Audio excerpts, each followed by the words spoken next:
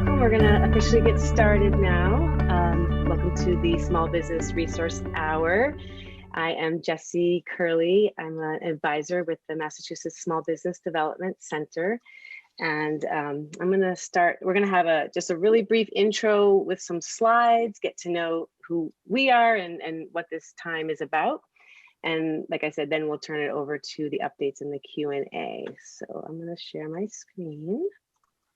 Cool, great. Okay, so we are offering this the first Thursday of the month. And the idea, like I said, is to give you folks some updates, help to know what the resources available are to you, and then to connect you with further assistance and advising or resources that you might need. And this is brought to you by a collaboration. We've got a really super group here today that are putting on these events. Western Mass Means Business is the name of the collaborative, but it is brought to you by many partners. It's the Valley Community Development, Franklin County Community Development, Common Capital, SCORE, Massachusetts Growth Capital Corporation, and also the small business development centers that are located around Massachusetts, as well as Clark University, Salem State, and UMass at Amherst. And then of course, we're offering this to you at no charge, thanks to many wonderful sponsors and funders that we have listed. You can see them down at the bottom here, the SBA, the state of Massachusetts, as well as the UMass School of Management. Oops, sorry, went a little too fast there.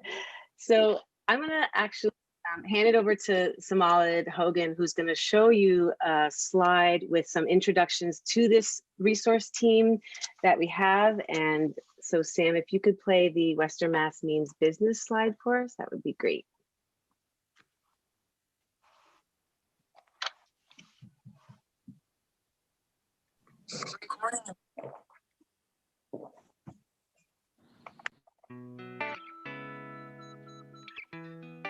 Hi, I'm Michelle Miller with the Center for Women in Enterprise, or CWE. We serve the state of Massachusetts and approach business from a feminist perspective. With free workshops and consultations, we're here to help you launch, grow, and certify your business. We look forward to working with you. Hi, my name is Emil Forgio. I'm the Business Assistant Coordinator at Common Capital. Common Capital is a SBA microlender and a community development financial institution. We make loans to small businesses in Western Mass in a range of $1,000 to $300,000, and we provide a free business assistant to our borrowers. I'm Amy Shapiro, Business Development Director with the Franklin County Community Development Corporation, serving Western Mass businesses to start, stabilize, grow through counseling, business lending, and home to the shared use Western Mass Food Processing Center. We help you evaluate assumptions to minimize risk with counseling, capital, and connections. Hi, my name is Samalid Hogan, and I work for the Massachusetts Small Business Development Center Network. Our mission is to help assistant business owners and new entrepreneurs achieve their goals of owning profitable and sustainable businesses. We can assist you with cash flow analysis, personnel, and organizational issues, as well as business planning, marketing, international trade, and government procurement. Asistencia en español y otros idiomas está disponible. SCORE is a 50-year-old nonprofit volunteer organization. We provide free one-on-one mentoring to small business entrepreneurs to help them start, sustain, grow, and exit their businesses. Our 53 experienced volunteers have helped our clients to start thousands of businesses and add many thousands of jobs all over Western Massachusetts. Hi, my name is Dee Dice with Valley Community Development, and we're a one-stop resource for all things for small business. We offer one-to-one assistance, workshops, training, and we have access to a huge amount of resources, all for free. So no matter what your business stage is, know that we've been there and we can be there for you.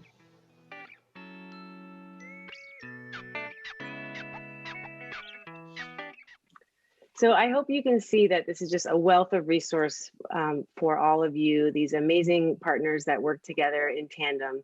And so here is the contact information, and don't worry, you don't have to write this down. We are recording this and we will be sending the recording out to you. So the information will be available to you that way. And then I'm also going to show you this last slide here shows, as we mentioned, the Massachusetts Small Business Development Center network has a number of locations throughout the state. We also have the Massachusetts Export Center, as well as the Procurement Technical Assistance Center for helping with government contracting. And the last thing I'll just leave you with is for the MSBDC process for getting counseling. We do have kind of a specific procedure. You would need to fill out a request for counseling form, and then it's really simple from there. You receive an email or a phone call, set up an appointment.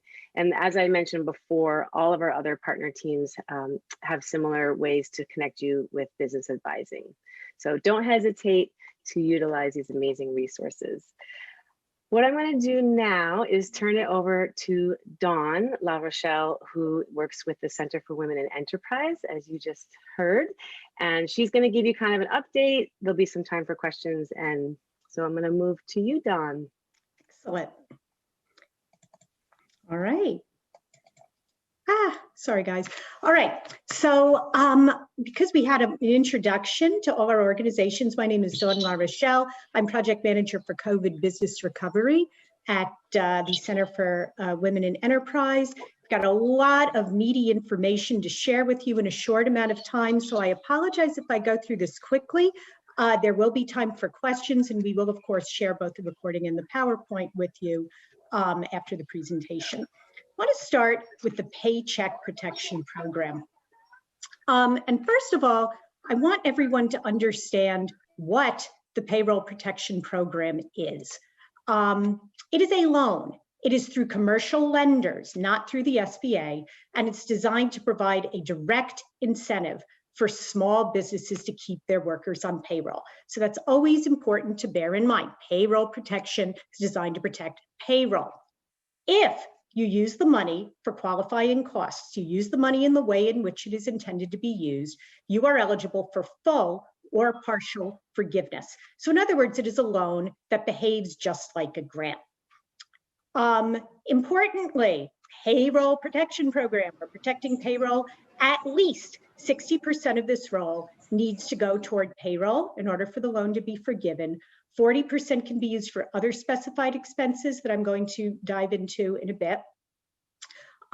This round of PPP is what we call PPP 3.0. It's the third round. Round one closed on April 16th, 2020. Round two closed on August 8th, 2020. And Congress learned from some of the mistakes in the previous rounds, and they're working right now to increase funding to the hardest hit small businesses, underserved sectors, including women, minority, LGBTQ, veteran-owned businesses. All right, key dates. The most important one for your purposes, I just left this just so you can see there was a slow rollout of the funds.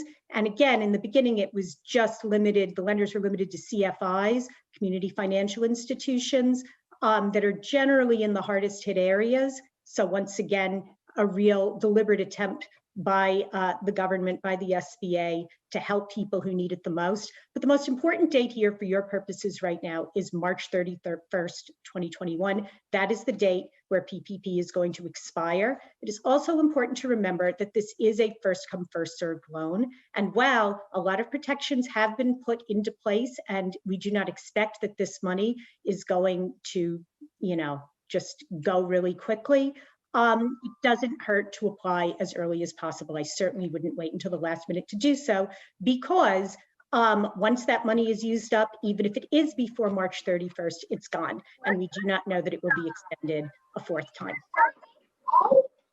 Important changes in round three for those of you who applied before or have heard about PPP and some of the issues that it had before. One big one is that allowable and forgivable non-payroll expenses, that 40% that we talked about, have been expanded. It used to be limited to rent, utilities, and interest on mortgages and business debts. It now includes covered operations expenditures, which are technology expenses. It includes covered property damages. So that's if your property was damaged during a protest or riot. It includes covered supplier costs. So certain supplier and vendor expenses that are essential to businesses, and that includes perishable goods, which is fabulous for restaurants and caterers. And also covered worker protection expenses. That's your PPE, worker safety. Another change is that in previous rounds, borrowers were limited to either 8 weeks or 24 weeks for what was called the covered period, meaning the period during which the money all had to be used up before forgiveness was sought. Now you can pick any time between 8 weeks and 24 weeks, whatever works for you. So you can pick 12 or 13 weeks if that happens to be better for your business. So it's a little more customized. And additionally, there are certain kinds of group insurance payments that now count as payroll costs. That includes group life, disability, vision, and dental. More changes. The forgiveness application process for loans of up to $150,000 has been greatly simplified. There is a simplified form that will be available hopefully very soon. Some of you who are seeking forgiveness on a round 1 or round 2 loan probably know that a lot of banks are holding off on the forgiveness process right now because they're waiting for that form to be available. Additionally, originally, if you had received an EIDL, economic injury disaster loan advance, that was that amount of money that was available for a short amount of time by the SBA in the EIDL loan that counted as a grant. You had to deduct that from your PPP forgiveness amount. You do not need to do that anymore. So that's really good. And additionally, if you have already gotten forgiveness and your EIDL grant was deducted, you will be receiving a check in the mail or money in your bank that will be returned to you. So that was another really positive change. Finally, the new laws improve the coordination between the PPP and what's called the Employee Retention Tax Credit, the ERTC. It extends and modifies the ERTC. In short, it used to be that if you had a PPP, you were not eligible for the Employee Retention Tax Credit. Now you are. That change is retroactive, so it is something you should talk to your accountant about, maybe a way for you to get a little bit of that. Eligibility for round 3. You can get a PPP if you are a small business, nonprofit, veterans organization, tribal business concern, and small agricultural cooperative that meet the SBA size standards. You are eligible if you are a sole proprietor. We get that question a lot. A self-employed individual or an independent contractor. New to round 3, certain small news organizations, destination marketing organization, housing cooperatives, and 501c6 nonprofits can also receive PPP funds. You have to have been in business on or before February 15th, 2020, so that's the magic date. And I see that a bunch of you are considering the Shuttered Venue Operators Grant. If you apply for PPP, you cannot apply for a Shuttered Venue Operators Grant. Again, you cannot apply for it. So it's not just receiving it, don't even apply. We're gonna go more into that later. First draw loans, that means you are applying for the PPP for the very first time. So this includes eligible applicants who did not receive a loan prior to August 9th, 2020, the day after round 2 expired. You need to have 500 or fewer employees. The maximum amount that you can get is the lesser of $10 million or 2.5 times your average monthly payroll. And you need to know that there is a $100,000 cap on each employee's gross annual salary that does not include non-cash benefits. Again, I apologize for going so fast, a lot to get through, but we will have time for questions and you will receive this after the presentation. Second draw loans are a little more complicated. Second draw loans are for eligible applicants that previously received a first draw PPP loan. So if you have already gotten PPP funds in round 1 or round 2, you would be applying for what's called the second draw. In order to apply, you need to have used up or know that you will use up the entire amount of your initial PPP loan by the time the second loan is received. So this is important to remember. There are rumors flying around that you have to have been forgiven to get a second draw. Not true. You just have to have used up the money by the time you receive your second draw. First draw money has to be used up. You need to have 300 or fewer employees, and you need to be able to demonstrate at least a 25% reduction in gross receipts between comparable quarters in 2019 and 2020, which is what we're going to go into now, or in a second, finish this up. The maximum loan amount that you can receive for a second draw is not 10 million, it's maximum of 2 million or 2.5 times the average monthly payroll. However, importantly, if you are a restaurant, a caterer, or someone in the food, in the accommodations business, if your NAICS code is 72, you can receive the lesser of 2 million or 3.5 times the average monthly payroll. So that's again a nod to certain industries that we recognize have suffered disproportionately during the pandemic. Once again, there's a $100,000 cap on each employee's gross annual salary. This does not apply to non-cash benefits. Definition of gross receipts, a common question we are asked. This is all received or accrued revenue, and that's based on whatever your normal accounting procedure is.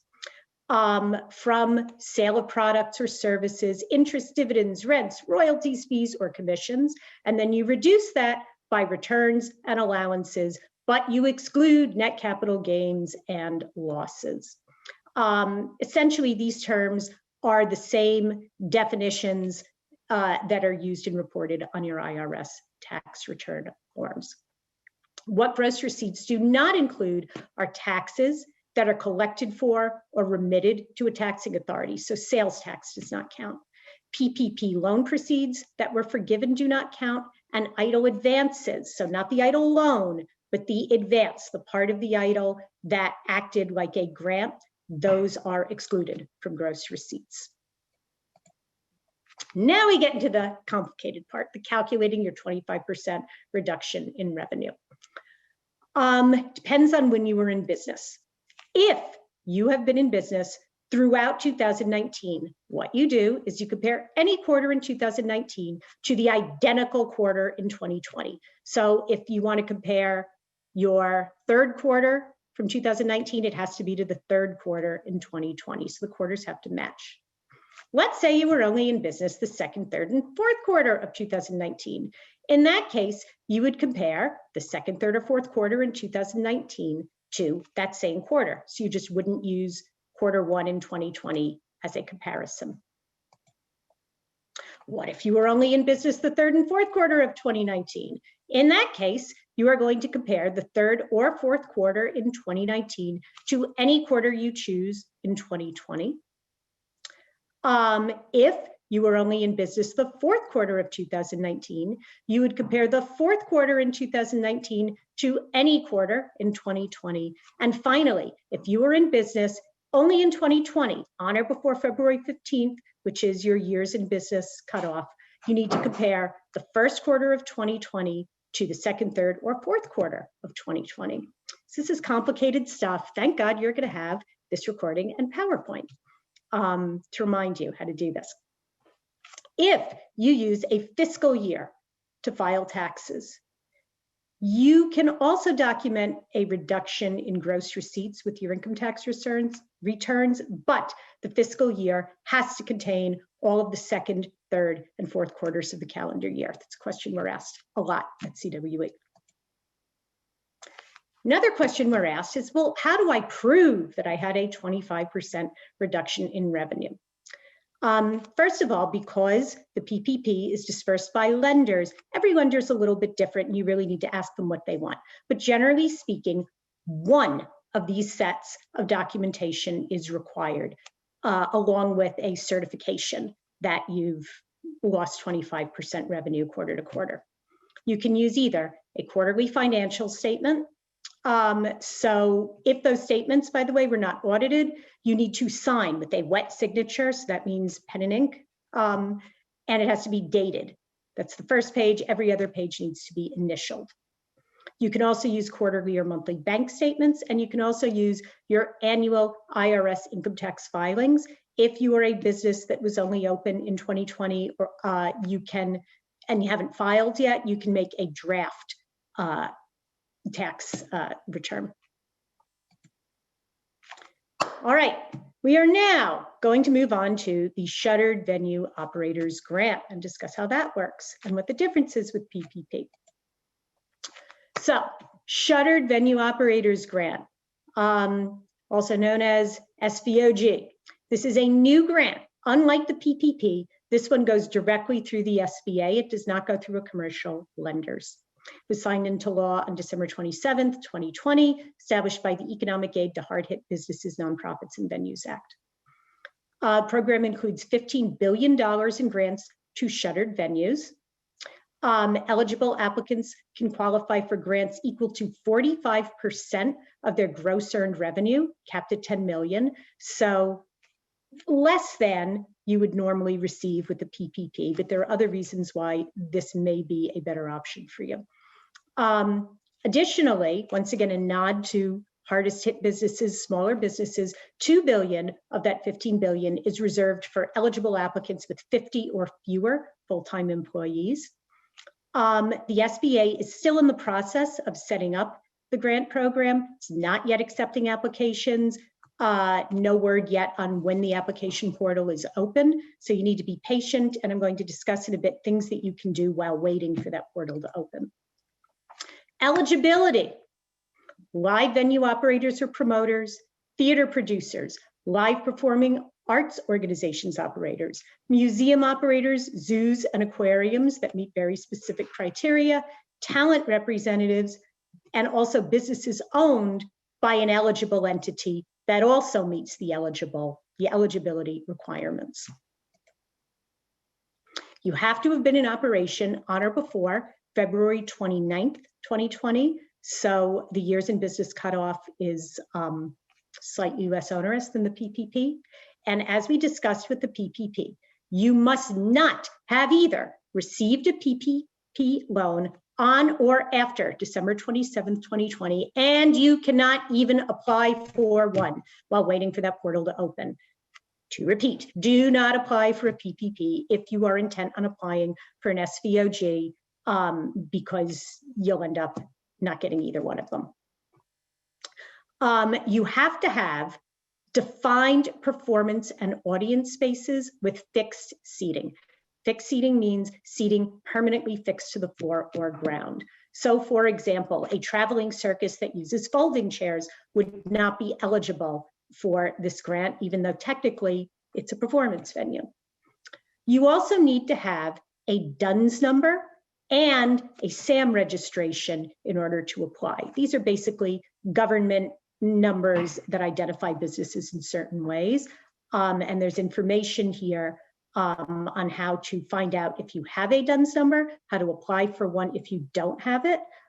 You need the DUNS number before you get the SAM registration. Deal breakers for the Shuttered Venue Operators Grant. You are not eligible if you are a publicly traded corporation or majority owned and controlled by a publicly traded operation. You are not eligible if you present live performances or sell products or services that are inappropriately sexual. You cannot have more than 10% of your 2019 gross revenue from the federal government, but disaster assistance does not count. So if you had a PPP before December 27th, if you received EIDL funds, you don't have to worry about it. You also cannot get a Shuttered Venue Operators Grant if you as an operator operate venues, theaters, museums, or talent agencies in more than one country, own or operate those things in more than 10 states, and had more than 500 employees as of February 29th, 2020. So if you had more than 500 employees before February 29th, 2020, that's okay. How much can you get? Depends. If you were in operation on January 1st, 2019, you would get the lesser of an amount equal to 45% of your gross earned revenue, or $10 million.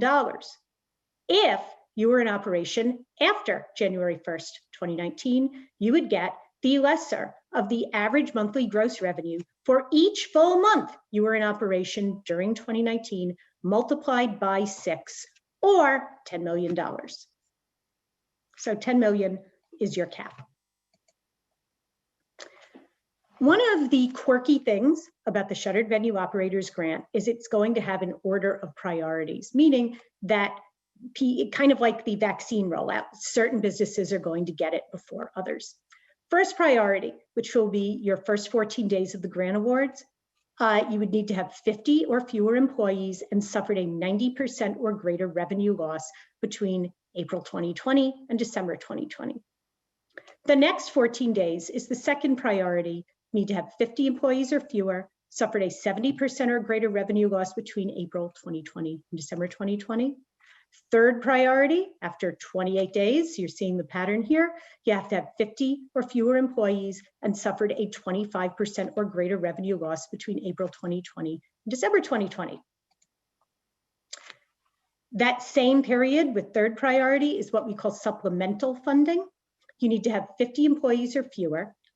You have to be recipients of a first and second priority round and suffer a 70% or greater revenue loss for the most recent calendar quarter as of April 21st, 2021 or later. And the final order of priorities is what they call unrestricted or non-priorities. So that's 61 days. And those businesses can be any size. So note that there's no size cap on businesses that want a Shuttered Venue Operators Grant. And you need to have suffered a 25% or greater revenue loss. So kind of to make a short story long, the bulk of the priority rounds go to businesses that are 50 employees or fewer, but if you have more employees, you're still eligible. You're just not going to get any income until after 61 days. Here's the cool thing about the Shuttered Venue Operators Grant compared to a PPP. The allowable use of funds is incredibly broad. It's a laundry list. So to go through it, you can use it for payroll, rent, utilities, scheduled mortgage payment, but you cannot prepay the principal. So whereas PPP, you can only pay mortgage interest, here you can pay the principal, you can't prepay it. Scheduled debt payments, again, you cannot prepay the principal on any business debt prior to February 15th, 2020. Other ordinary and necessary business expenses, including maintenance costs, so that's kind of a catch-all category, pretty much anything can go in there. Administrative costs, including fees and licensing, state and local taxes and fees, and there's more. Operating leases in effect as of February 15th, 2020, insurance payments, advertising, production, transportation, and capital expenditures related to producing a theatrical or live performing arts production. That last category cannot be your primary use of funds. The only things you cannot use these funds for is buying real estate, making payments on loans that have originated after February 15, 2020, make investments or loans, or make contributions to political parties, committees, or candidates. So the allowable use of funds, once again, is incredibly broad compared to other disaster funding. There are strict record-keeping requirements with the Shuttered Venue Operators Grant that you do need to know about in case you are audited, or at any point the SBA asks for these documents. If you get this award, you are going to be required to maintain documentation showing that you're in compliance with the rules. So you need to keep those indefinitely. And you also need to retain employment records for 4 years after you get these grants, as well as all other records for 3 years. And they're serious about this, so it is an important part of being a grant recipient. So we all know, as I said before, it's not open. We have no clue when it's going to be open, but there are things you can do now while you're waiting. First of all, you need to get a DUNS number, and I do have that information in one of the earlier slides. Once you have your DUNS number, you want to get your SAM registration. The SAM registration process can take up to 2 weeks after submission, And if everyone applying for a shuttered venue operators grant starts bombarding the SAM office at the same time, as has happened with some of the other state grants, it may take longer. So that's something I would be on right now. There are also SBA shuttered venue FAQs that you can take a look at. I have the link right here.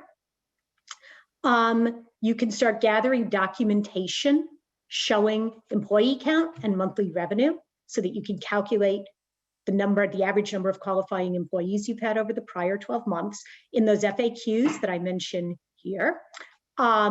Check on page 6. That gives you information about determining employee count. You can also determine and document the extent of gross earned revenue loss that you experienced in 2020 compared to 19.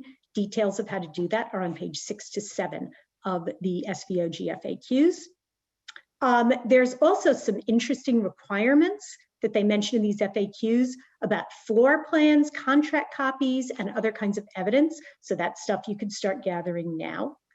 And the other thing that I would advise doing is to visit www.sba.gov/coronavirus relief frequently to see what the updates are, and/or sign up for the SBA newsletter for updates. And I have information at the back of this, at the end of this presentation that explains how you can do that.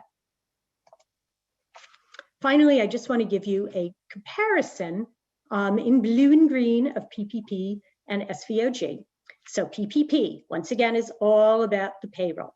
It is used primarily to cover payroll costs for employees.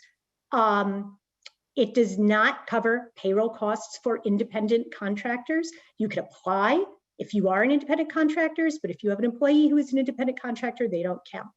PPP is a forgivable loan if certain requirements are met. So in other words, it is a loan that says if you use the money in certain ways, we will forgive the loan and we will treat it like a grant, but if you don't, you have to pay it back.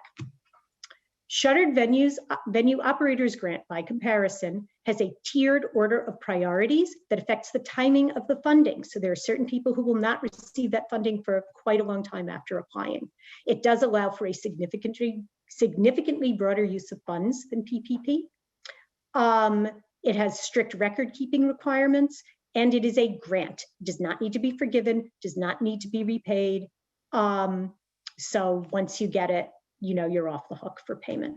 And those are the primary differences between the two. Again, I apologize for the speed at which I went through this. Tons of information, short amount of time. So before I go through some of the frequently asked questions that my clients have asked me, I wanted to see if people in the audience have put questions in the Q&A. Does anyone want to start with those? Right. And so we can use both methods. We can use the chat box, but I'm not sure, Sam, if it's set up, can people unmute themselves? I think they can. So if you could also unmute yourself and come off and ask a question. So as of this moment, I don't see any a question in the chat, but I'll throw out there, is there a cost for the SAM registration after the DUNS number? You know what? Those are good questions. I'm not sure. Do you know the answer to that, Sam? There's not. I didn't think so. But so both the DUNS and the SAM? Correct. You just have to go to their the website, the correct website to get it. So I don't know if we have. If I can find real quick the link, I'll put it in the chat. Yeah, they're in. Yeah, if you, I can scroll up in a minute if you like. Okay. Do you want me to scroll up first, Sam, or go through the frequently asked questions? Oh, sure. You have the links right on your presentation? They're right in the presentation. Okay, perfect. So, yeah, go there. Yeah, why don't you go ahead, because nobody threw their hand up, and if I missed you, I apologize. It's okay, we have a shy audience. Trust me, I've got tons of questions I can go through with you. I'm sure you do. Hold on a minute. How do I go back on this? Use your arrows in your keyboard. That'll probably be the easiest. That's the easiest. Hold on. Fumbling around. And while we're doing that, Anita, do you have a question? I do. Can you talk a little bit about seasonal businesses? Yes. So seasonal businesses do have some issues, especially with that quarter-to-quarter requirement. And what I can tell you is that the SBA is working on providing a better setup for them. Right now, it's a little bit tricky, and your best bet is to talk with your lender about your individual set of circumstances. And John, I have another question as well. If somebody launched for the third round of the PPP and they launched, let's say, January 1st of 2020, obviously they're a brand new business. So it's going to show a business increase, even though they're nowhere near where they wanted to be. Is there any way to apply for funding? So you're talking about with the SVOG? I'm talking about the PPP. So I'm sorry, can you repeat your question then? I'm not sure I was clear. Let's say somebody launched a business January 1st of 2020. They're not going to be able to show a decrease over time because they're a launching business. So let's say they projected to do $5,000 the first quarter, $10,000 the second, $50,000 the third, and they did $500 the first quarter, they did $800 the second quarter. Is there any way to provide some relief for them in spite of that? So somebody who is doing that is going to be, who only opened in on January 1st, 2020, is going to be a first draw, not a second draw. So they are not going to have to show that 25% decrease. However, they are, depending on whether they are a sole proprietor or have employees, they may have to show that they were profitable using a projected draft 2020 tax return. So they will use their 2020 numbers. They'd use their 2020 numbers, and they can make a draft tax return and show that they made a profit if they were a sole proprietor. It's less important if you have employees. Okay. And my last question is, what about businesses that are not profitable? So once again, it depends. If you are a business that was not profitable, but you have employees and you have payroll. Usually if you have payroll, so you're okay with that. And if you can show that 25% quarter-to-quarter drop, you're okay. If you are a sole proprietor, you're out of luck. You do need to show profit as a sole proprietor because the reason being, at that point, when you're a sole proprietor, your salary is going to be the profit that you can show on your Schedule C. Samalid, my one issue here is I'm not sure how I can cut and paste this with the Oh no, I already put in the chat. You already did it. Okay, I didn't see that. Awesome.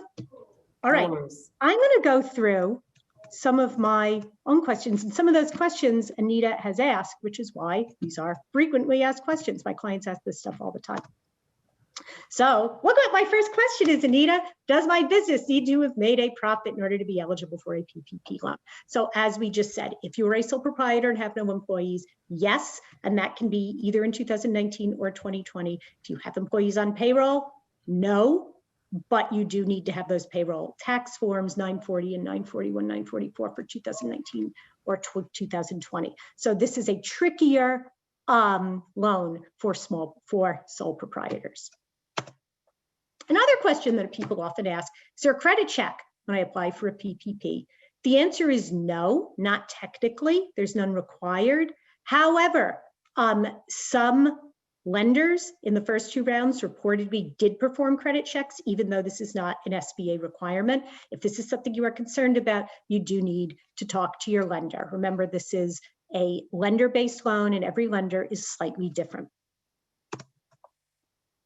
If I am a sole proprietor without employees, can I use PPP funds to pay myself? And the answer to this is yes. Your average monthly payroll is going to be your annual net profit divided by 12.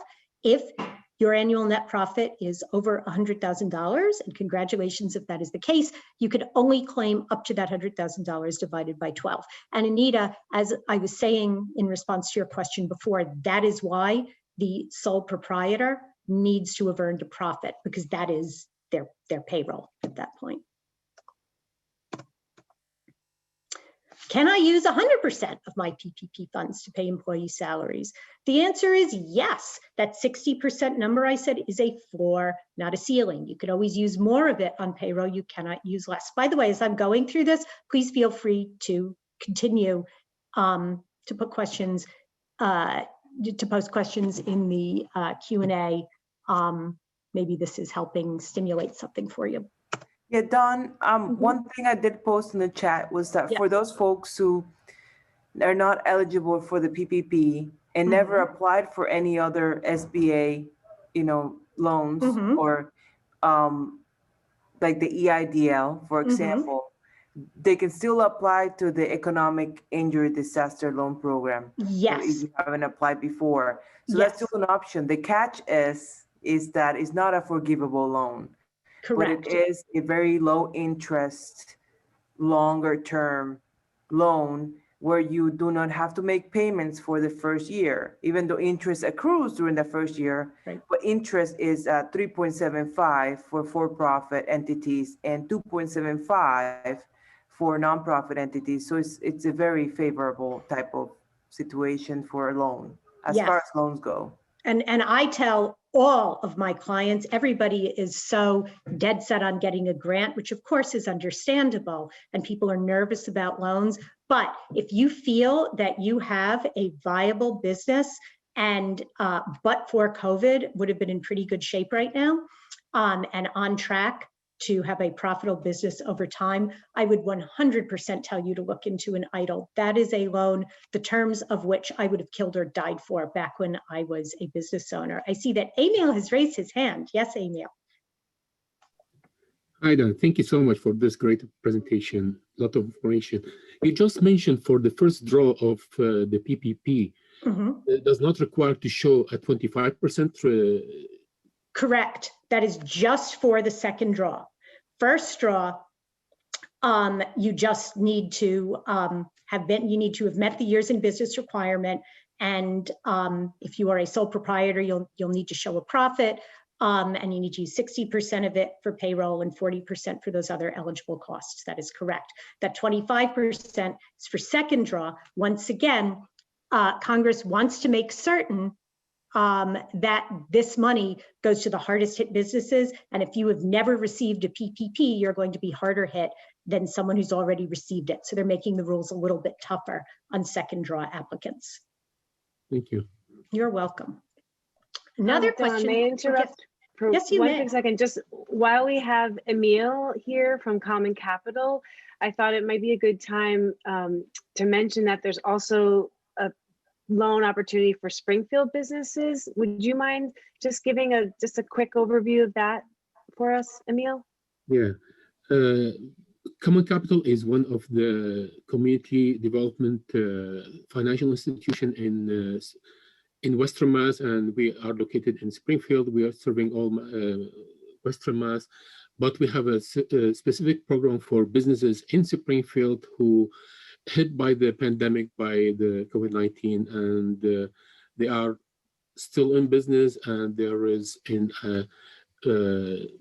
low-income locations, certain location in Springfield, they can eligible for partial forgiving loan from Common Capital. We are partnering with the city of Springfield to, we usually make loans to any small business anywhere in Springfield and in Western Mass, but specifically with this program, partial of this loan can be forgiven if this business really affected by the pandemic. And we have as well, we just received 2 days ago from Wells Fargo another $500,000 to make low-cost loan as well.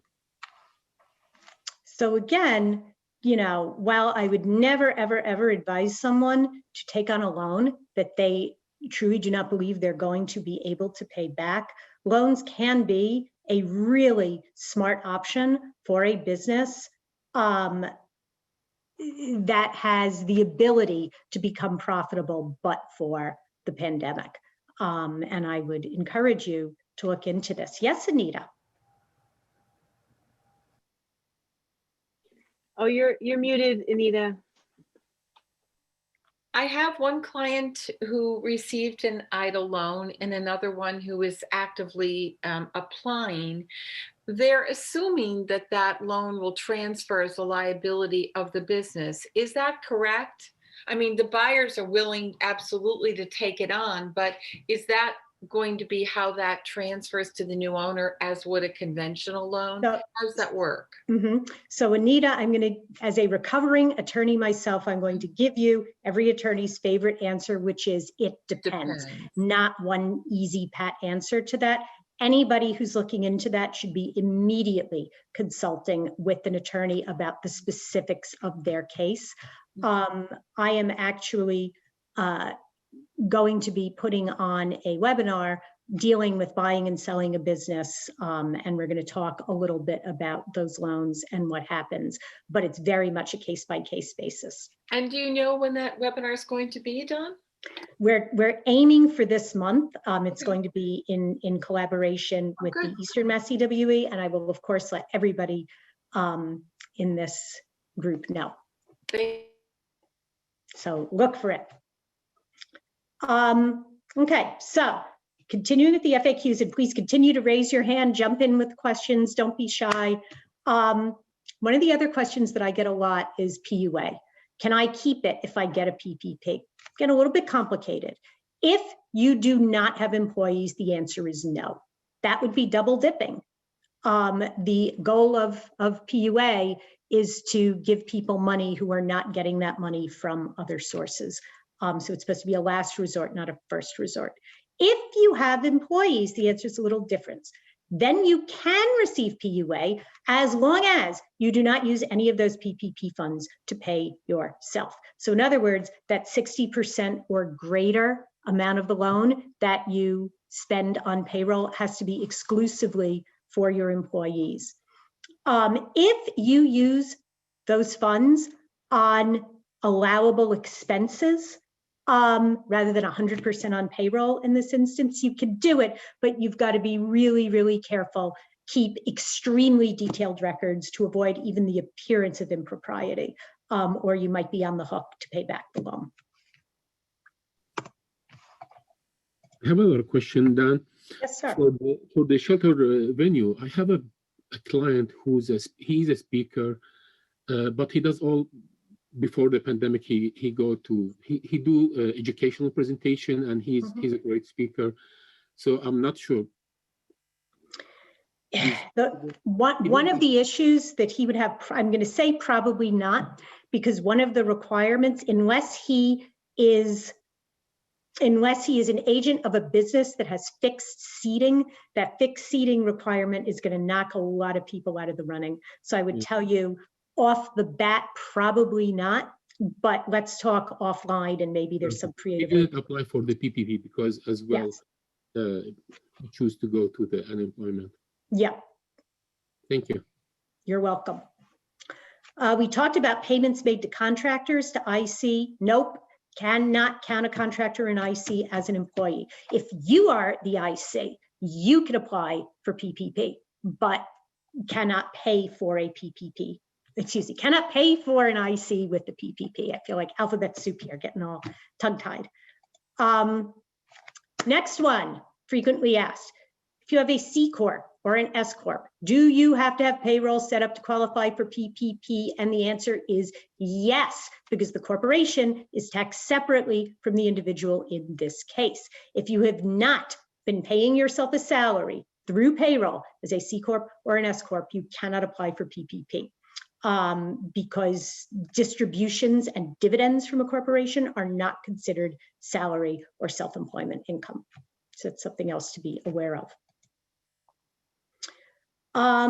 Okay, how do I calculate my second draw PPP loan amount? Wait, 2019, 2020, what am I going to do? The answer is you can use either one, whichever one is more favorable to you. If you end up going with the higher of the 2 years, depending on how careful you are to use that money only for eligible expenses, you could be on the hook for partial repayments. So just be careful with that. Talk to your lender Really important to have a good lender who will work with you on this and be responsive to your questions. Are loans to owners able to be factored into the PPP loan amount calculation? The answer is no. Loans to owners are not considered expenses for these purposes. The new allowable and forgivable non-payroll PPP expenses, we talked about how much broader they are than they used to be. Is that retroactive to my first or second, excuse me, PPP 1 or PPP 2? The answer is yes. If you have already received PPP money, it's retroactive, and you can use that 40% to pay for this expanded list of things. But if you've already been forgiven, obviously you can't get the money back and respend it on those things. Taxability, remember, PPP, no longer taxable, and your expenses are deductible. Is that retroactive? Yes, that is also retroactive. So if you received PPP funds in the prior rounds, you don't have to worry about taxes at the federal level. Talk to your accountant about the state level. Things might be a little bit different with the DOR than they are with the IRS. Excuse me, Dawn. Yes, ma'am. Just want to let you know, Anita's got a question, and then I just want to leave a couple minutes to close at the end and show a couple other flyers for webinars coming up. Absolutely. So I'm going to stop the share. When you get this PowerPoint, you're welcome to look through the other questions, and certainly you're welcome to contact me or anyone else on this panel with your own situation if you have further questions unanswered in this PowerPoint. Thank you so much, Dawn. Anita, you had one last question? Yeah, just to go back to the sole proprietor and the PPP and the PUA, is it possible to pause your PUA while you use your PPP and then resume? I would imagine so, but I don't know that for a fact. Okay. You know, the same way, just logically, I think it would be the same as if you got temporary employment, we're no longer on PUA, right. Then temporary employment ended, you could certainly reapply. Right. The same is likely true for the PPP, but you would have to go through the whole reapplication process. Thank you. Thank you so much, Dawn. You did a great job going through a ton of information and great questions, and really appreciate the slides that will be available to everyone. I'm going to share my screen here for just a sec. A couple last minute announcements is that we are running, like I said, this program monthly. So the next one will be March 4th. And we also have some other webinars coming up, both in English and Spanish. And so the next one on Thursday, February 11th is going to be even more information about this. You know, some will be the same, but can't hurt to hear these more. And then also some more in-depth from our guest speaker from the SBA. And so here's that flyer for English and Spanish. It's offered in English on the 11th and then in Spanish on the 12th. And then there was one more. Sam, can you talk about this one, please? Sure, this is a series of virtual seminars in Spanish for those folks who are, are more comfortable in learning in Spanish. And we had a webinar yesterday on all the documents needed for applying to the PPP. And we also reviewed some of the basics of financial statements, some of the basic information about them, how they work, and what questions to be asking your accountant. We did that yesterday, but next week on Wednesday, we have how to become financiable during the COVID era. That will be part 1 and part 2, the next 2 Wednesdays. So if you know any Spanish-speaking business owners out there, or if you're listening to this webinar recorded version, feel free to sign up for those. Thank you so much to my great team, and I wish you all a wonderful day. Keep on carrying on. Bye, everyone.